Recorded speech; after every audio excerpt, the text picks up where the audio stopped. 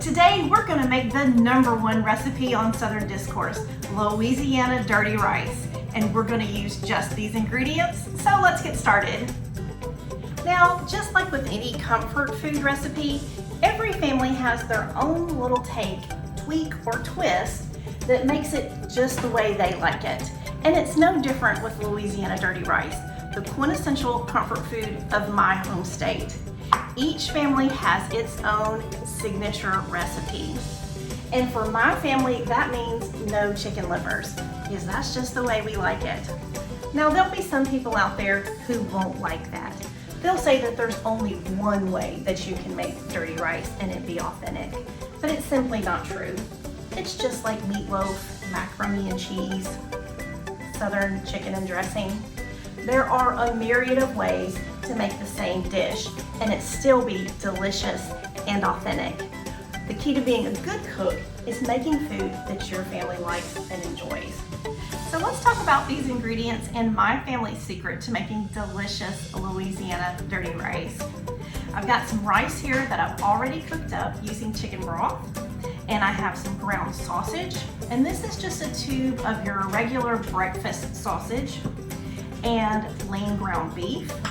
I've got our holy trinity here of green bell pepper, yellow onion, and celery.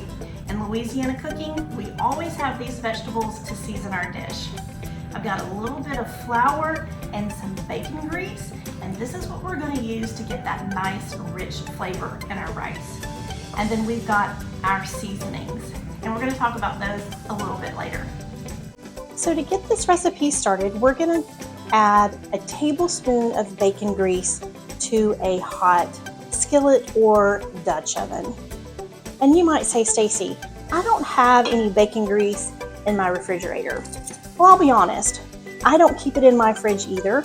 So when I want to make this recipe, I just cook up a pound of bacon and then I get to have a bacon sandwich. So it's a win-win all around. And then I'm going to add the sausage and our ground beef, and we'll let those meats get started browning. Now, as my meat browns, I love to use one of these tools to break it up. And if you don't have one, it's a real game changer. And I've got the one that I use linked in the blog post. So if you visit southerndiscourse.com, you can get one for yourself. Now, right before the meat gets completely browned, we're going to add our vegetables. And as we said before, we've got onion, we've got celery, and we have some bell pepper. And this is what we use in Louisiana cooking to flavor all of our dishes. And we call it the Trinity because it's 3 vegetables that we rely on the most.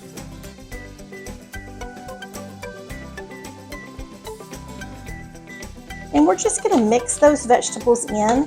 And as the meat browns and the vegetables cook down, they're going to release all of their good flavor. So when our meat is completely browned, we're not going to drain it because we're going to need those meat drippings later, but we are going to add our seasonings. Now, what we've got here is bay leaves and chili powder, black pepper, cayenne pepper, salt, thyme, oregano, and garlic. So if these aren't seasonings that you regularly keep in your pantry or your spice cabinet, I would encourage you to, because they're spices that you can use all of the time. Your spaghettis, if you want to cook jambalaya, even chili, those spices are going to come in handy. So just break up any meat that we find in there and get those spices good and folded in. And now we're going to add what I like to call our magic ingredient or our dirty ingredient. And this is 1/4 cup of flour. And we're going to stir that in. It's going to soak up a lot of those meat drippings. It's going to coat all of the meat. And when we add our rice and our chicken broth in here in just a little bit, it's going to form kind of a gravy. And it's going to use that bacon grease and the drippings from the sausage and the beef, and it's going to create a really rich flavor. So you can see the texture start to change already as the flour soaks up all of the drippings and coats the meat. Our next step has us adding in chicken broth. You just want to add it in slowly while you stir. Any kind of browned bits on the bottom of your pan, you're going to want to make sure that those are scraped up as you stir, because they're going to add a lot of flavor to the dish as well.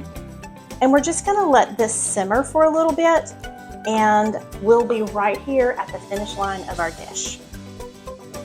So we've let our meat and the broth and all of the seasonings and that little bit of flour simmer for about 8 minutes. And look at that beautiful gravy that we've created. This is going to be so savory and rich.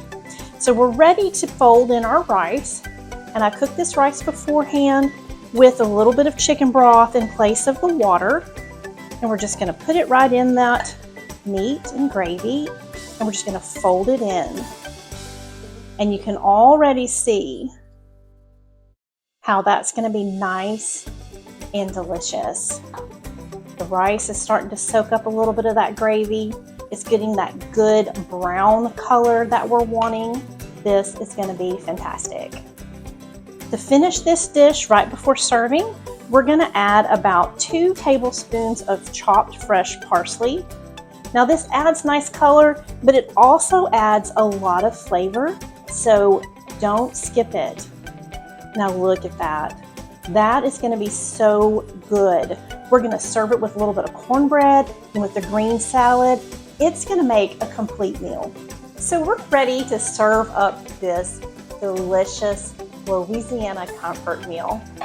And I want to share with you a few of my serving tips, because I don't want this meal just to be a success in the kitchen. I want it to be a success all the way to the table. So anytime I serve this meal, I know that we've put a little fresh parsley in the recipe, but I also like to add a little bit right before it goes to the table. It's got that great amount of color and pop, and it adds a little bit of freshness to this heavy savory dish. It is the perfect companion to cornbread, and of course a bright salad freshens it up. Now, the good thing about dirty rice is that you can eat it all year long, but it's also wonderful at the holidays. It is a great complement to chicken and dressing. It goes deliciously with sweet potatoes. You are going to love how this meal or how this recipe adds to your repertoire. If you love this recipe, then don't forget to subscribe. Of course to the YouTube channel, but also to southerndiscourse.com. When you do, you'll get access to all of my new recipes, the Southern food we know and love, plus weekly meal plans, and my brand new series, Dinner with Friends, where we take the recipes that we're sharing on Southern Discourse and show you how to invite just a few friends over and enjoy this great food together. And as always, I can't wait to see this recipe on your table really soon.